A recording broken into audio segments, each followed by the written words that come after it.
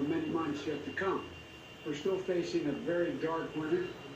Biden and Vice President-elect Kamala Harris meeting with their newly named COVID advisory board, saying they'll work on getting rapid testing more widely available. But a big focus will be on masks, asking governors to enforce a mask mandate. Biden with this urgent plea to all Americans.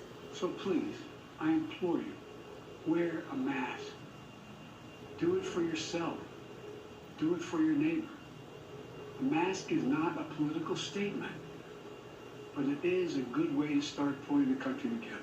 NBC News projected Biden the winner of a tight race with thin margins in several battleground states. President Trump has not yet conceded, with his legal challenges not yet resolved. Still, Biden today declaring, I will be a president for every American.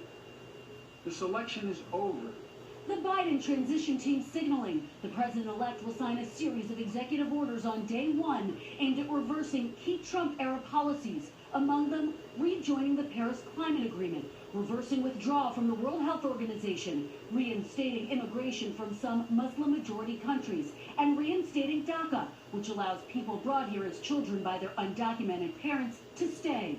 Meanwhile, Biden has been receiving congratulatory phone calls, including one Sunday from former President George W. Bush, who won a contested election in 2000.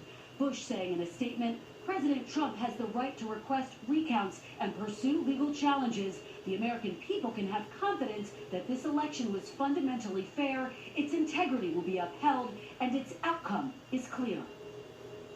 And Kristen joins us now. When can we expect the president-elect to start naming staff and even perhaps cabinet members? Well, Lester, President-elect Biden, we are told, will start naming his White House staff as soon as this week. Now, as for cabinet members, most of those appointments will likely begin at the end of the month. Given the pandemic, we're told he'll name his health and economic team first. All right, Kristen, thanks. Good to see you here.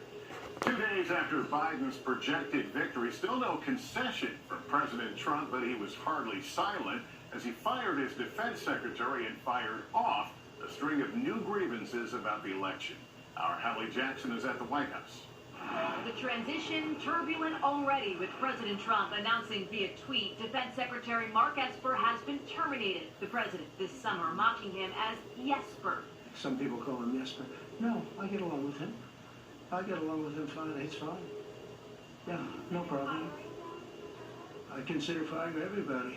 Counterterrorism head Christopher Miller will take over as Esper. In a newly released interview, defends himself as more than a yes man, telling the Military Times, who's pushed back more than anybody. It comes as President Trump, again out of the public eye, rejects the reality of the election outcome online, repeating baseless claims about the vote count despite no evidence of widespread fraud.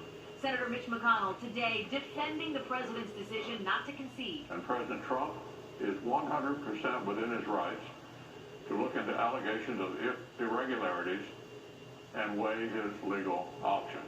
Only 4 GOP senators have acknowledged President-elect Biden, including Utah's Mitt Romney. At this stage, I think we get behind the new president. But behind the scenes, multiple allies and advisors tell NBC News pressure is building on the president to accept his defeat. People close to him worried he's spiraling, hurting his own legacy as well as the GOP's. His lawsuits in election battlegrounds seen by some as a way to brand the president as something other than a loser, in the words of one source. And even conservative Fox News today cut away from the press secretary's inflammatory news conference about the legal push. Unless she has more details to back that up, I can't in good countenance continue showing you this. Now, the man leading that legal fight has tested positive for COVID, according to people familiar with David Bossie's diagnosis, noting he's sidelined. He was seen in the East Room on election night, no mask, along with Housing Secretary Ben Carson, who's also been infected. Still, some of the president's supporters want him to fight on. We need maybe more people in the United States like President Trump that they're going to stand up for their rights and not be pushed around. To highlight the feeling here at the White House, a senior administration official tells NBC News that even though many staffers will be out of a job in January, a top aide is directing departments to fire any political appointees looking for work, while the president's refusing to concede. Lester? Hallie Jackson at the White House tonight. Hallie, thanks. And around the world, leaders are